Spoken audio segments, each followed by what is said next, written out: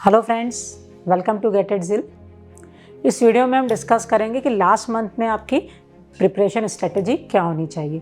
बहुत सारे स्टूडेंट्स होंगे जो पढ़ते पढ़ते एग्जॉस्ट हो गए होंगे कि बहुत पढ़ लिया, अब नहीं पढ़ा जा रहा है।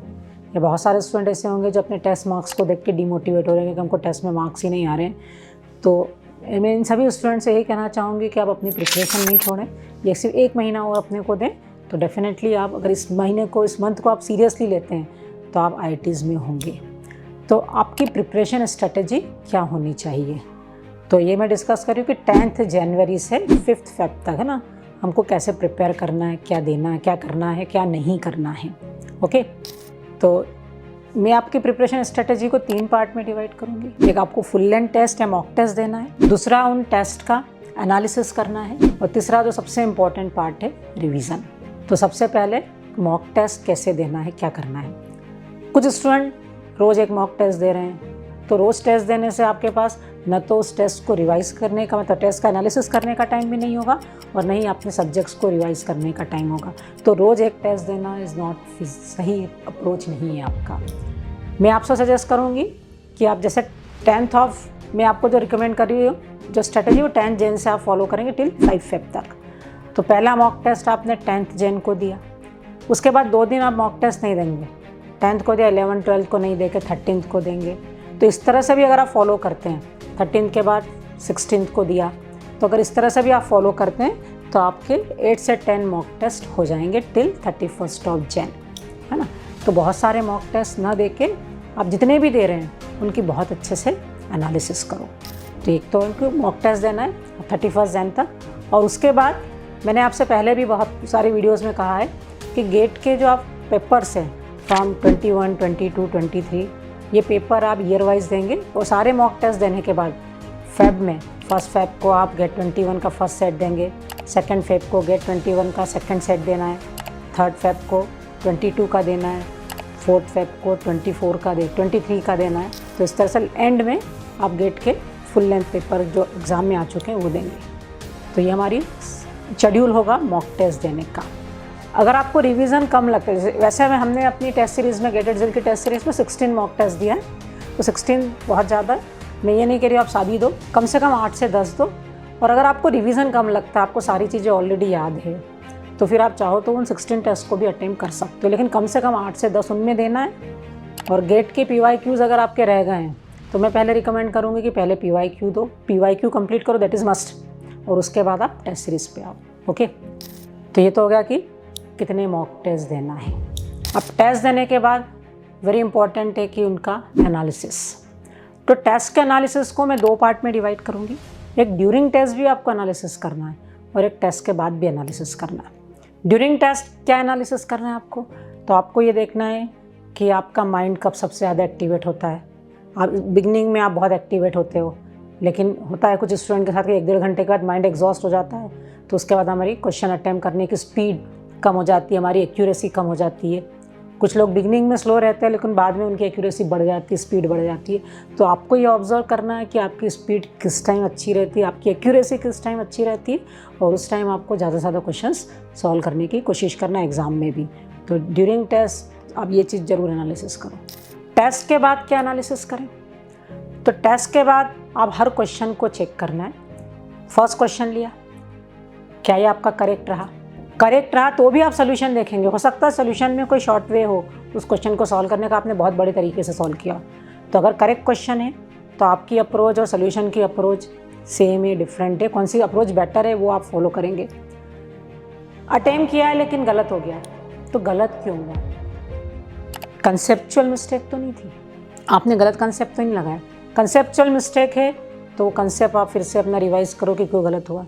कंसेप्चुअल मिस्टेक नहीं तो क्या सिली मिस्टेक थी, कैलकुलेशन गलत किया, यूनिट कन्वर्जन गलत किया है, कुछ पूछा कुछ और था, हमने लिखा कुछ और है ना। तो सिली मिस्टेक क्या की हमने, तो आप वो प्रॉपरली नोट करो। तो वो मिस्टेक अगर आप कोई सिली मिस्टेक बार बार रिपीट कर रहे हो तो वो चीज़ फिर आप जैसे ही वो सिनेरियो आए एग्ज़ाम में तो थोड़ा केयरफुल हो जाइए। तो जो गलत हुआ है वो गलत क्यों हुआ उसको आप एनालिसिस करके उस नेक्स्ट टाइम वही सीनियर फिर से आपके सामने आए तो वो मिस्टेक आपसे नहीं होनी चाहिए। और तीसरे वो क्वेश्चन रहते हैं जो आप अटेम्प्ट ही नहीं कर पाए। अटेम्प्ट नहीं कर पाए तो आप देखिए क्यों अटेम्प्ट नहीं कर पाए, कोई नया कंसेप्ट है उसमें, कोई नई चीज़ है जो आपने आज तक पढ़ी नहीं है। अगर कोई नया कंसेप्ट जो आपने पढ़ा नहीं तो एक बार सोल्यूशन को देखिए, सोल्यूशन से लग रहा है कि छोटा सा कंसेप्ट है, अभी पढ़ लेंगे तो काम हो जाएगा, तो उसको पढ़ लीजिए। लेकिन अगर सोल्यूशन के बाद दिख रहा है कि बहुत लंबी थ्योरी जो मुझे बिल्कुल भी नहीं आती, तो इस लास्ट मंथ में आपको कुछ भी नया नहीं पढ़ना है। आपने सफिशिएंटली बहुत पढ़ रखा है, उसी को बहुत अच्छे से रिवाइज करोगे, डेफिनेटली आप टॉप 10 में आओगे, है ना। तो अगर लिख के हट के कंसेप्ट है तो उसको छोड़ दीजिए, लेकिन कंसेप्ट थोड़ा सा ही आपके ट्रैक से बाहर है तो उस कंसेप्ट को आप लिख लीजिए अपने शॉर्ट नोट्स की कॉपी में, उसको रिवाइज करिए तो कंसेप्ट आपका क्लियर हो जाएगा। तो ये तो बात हुई कि अनअटेम्प्टेड क्वेश्चन था, तो पहला रीज़न उसका ये था कि हमको कंसेप्ट ही नहीं पता था। अनअटेम्प्टेड क्वेश्चन में एक रीज़न ये भी होता है कि हमको सब कंसेप्ट पता है लेकिन एग्ज़ाम में क्लिक नहीं हुआ कि उसको सॉल्व कैसे करना। बाहर सोल्यूशन देखा तो लगा रहे ये तो सॉल्व हो जाएगा, तो ऐसा भी होता है कि कभी कभी वहाँ क्लिक नहीं करता। तो ऐसे क्वेश्चंस को आप बहुत अच्छे से देखिए कि आप क्यों नहीं सोच पाए थे, क्या रीज़न था, उसका सोल्यूशन को बहुत केयरफुली देखिए। तो सेम सिनेरियो अगर आपके सामने नेक्स्ट टाइम एग्जाम में आया तो फिर आप उस क्वेश्चन को सॉल्व कर पाएंगे। तो इस तरह से आप टेस्ट की एनालिसिस करेंगे। और फाइनली मैं डिस्कस करना चाहूँगी अबाउट रिवीजन। रिवीजन आपको हर सब्जेक्ट का बहुत अच्छे से करना है, लास्ट रिवीजन है आपका। तो सबसे बड़ा डाउट स्टूडेंट्स को यही रहता है कि किस सब्जेक्ट को पहले रिवाइज करें। तो मैं कहूँगी कि उस सब्जेक्ट को आप पहले रिवाइज करो जिसको आप भूलते ज़्यादा हो, जिसमें आपको लगता है इसमें थ्योरी बहुत ज़्यादा है। जैसे मैं सबसे पहले रिकमेंड करूँगी कि आप कंप्यूटर नेटवर्क रिवाइज करें। क्यों रिवाइज करें पहले डिफ़िकल्ट सब्जेक्ट को? तो हर मॉक के पहले तो आप सारे सब्जेक्ट रिवाइज कर नहीं सकते हो, तो आप कंप्यूटर नेटवर्क सबसे पहले रिवाइज करोगे तो हर मॉक में कंप्यूटर नेटवर्क के कंसेप्ट्स आएंगे, तो कंसेप्ट्स आपके वहाँ पे अप्लाई होते रहेंगे, तो आपको क्लियर रहेगा, आपको याद रहेगा कि मेरा कौन सा कंसेप्ट भूल रहे हैं और कौन से मुझे याद है। तो जो डिफ़िकल्ट जिसमें ज़्यादा थ्योरी वो पहले रिवाइज करो। तो मैं एक अपनी लिस्ट आपको दे रही हूँ, मेरे अकॉर्डिंग जो स्टूडेंट्स को इनमें ज़्यादा प्रॉब्लम्स आती है, इनमें ज़्यादा याद करना होता है वो पहले, और जो सिर्फ कंसेप्चुअल बेस्ड सब्जेक्ट है जिनमें रिवीजन की ज़्यादा ज़रूरत नहीं है, एक बार पढ़ लिया काम हो जाता है, वो सब्जेक्ट हम एंड में करेंगे। तो मैं सबसे पहले रिकमेंड करूँगी कंप्यूटर साइंस के लिए कंप्यूटर नेटवर्क सबसे पहले करना है। कंप्यूटर नेटवर्क के बाद मैथ्स का प्रोबेबिलिटी प्लस परम्यूटेशन कॉम्बिनेशन, क्योंकि प्रोबेबिलिटी पे कम से कम 2 क्वेश्चंस आते ही हैं, और प्रोबेबिलिटी के क्वेश्चंस कंसेप्ट्स कभी कभी टेक्निकल सब्जेक्ट्स में भी लग जाते हैं। तो प्रोबेबिलिटी और परम्यूटेशन कॉम्बिनेशन को आप रिवाइज करेंगे कंप्यूटर नेटवर्क के बाद। उसके बाद computer system organisation and architecture को रिवाइज करेंगे। देन DBMS से काफ़ी बड़े बड़े सब्जेक्ट्स हैं, इनमें काफ़ी सारे कंसेप्ट्स हैं, तो आप इनको पहले रिवाइज कर लेंगे तो सारे मॉक में इन पे बेस्ड जो क्वेश्चंस आते हैं आप बहुत इजीली कर भी सकते हैं। फिर after DBMS it will be OS के बाद आप मैथ्स को थोड़ा सा लेंगे, इंटीग्रेशन और मैट्राइसेस कर लेंगे। उसके बाद फिर हमारे जो टेक्निकल सब्जेक्ट है CE और DSA, ये जो लास्ट के जो टेक्निकल सब्जेक्ट्स आई होप इनमें एक बार आपने पढ़ लिया, कंसेप्ट क्लियर है तो इतना ज़्यादा रिवीजन नहीं लगता। तो CE, DSA, theory of computation, compiler और डिजिटल, ये कंपैरेटिवली सिंपल सब्जेक्ट है जिनमें कंसेप्ट क्लियर है तो आप क्वेश्चन बहुत इजीली अटेंड कर सकते हो। तो इन सब्जेक्ट्स को आप लास्ट में रिवाइज करेंगे। तो आप 10th जैन से रिवीजन स्टार्ट करेंगे और अपना टारगेट ये रखेंगे कि 31 जनवरी तक आपका रिवीजन कंप्लीट हो जाए। 1 Feb से 5 Feb तक जो गेट के प्रीवियस ईयर क्वेश्चंस आपके नहीं हुए थे उन क्वेश्चंस को कंप्लीट करो, और लास्ट 3-4 ईयर्स के तो आप 3-3 घंटे बैठ के देंगे, है ना। टेस्ट का जब भी आप टेस्ट दे रहे हैं तो टाइम वही सिलेक्ट करना है जो आपको अलॉट हुआ है।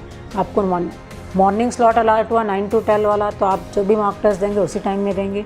इवनिंग स्लॉट अलॉट हुआ 2 से 5 वाला, तो उसी टाइम में देंगे। तो उस टाइम की उस स्लॉट की आप प्रैक्टिस करेंगे अभी से, तो वहाँ पे आपको कोई प्रॉब्लम नहीं आएगी। अपने शेड्यूल को आपको उसी स्लॉट के अकॉर्डिंग एडजस्ट करना है ना। तो ये हमारा स्ट्रैटेजी होना चाहिए। लास्ट आफ्टर 5 Feb आपको रिलैक्स रहना है, बहुत ज़्यादा नहीं पढ़ना है, थोड़ा थोड़ा जो डिफ़िकल्ट कंसेप्ट्स लगे थे उनको एक बार रिवाइज़ करो, अपने माइंड को रिलैक्स करो, मेडिटेशन करो, जो चीज़ भी आपको रिलैक्स। आउटिंग नहीं करना है, ऑल नो कि कोरोना फिर से फैल रहा है, तो हमको उस टाइम हेल्दी भी रहना है, तो आउटिंग्स अवॉइड करना है। बाकी रिलैक्स होने के जो भी तरीके हमारे घर पे हम कर सकते हैं वो सारे तरीके हम फॉलो करेंगे, और 10th दिन को अपना बेस्ट वहाँ पे देख के आएंगे। तो ऑल द बेस्ट। मैं चाहती हूँ आप सभी टॉप 50 में मुझे दिखें। If you are preparing for GATE 25 और गेट 26, तो हमारी नई बैचेस ऑनलाइन ऑफलाइन दोनों मोड में 12th Feb से स्टार्ट हो रही है, आप ज्वाइन कर सकते हैं।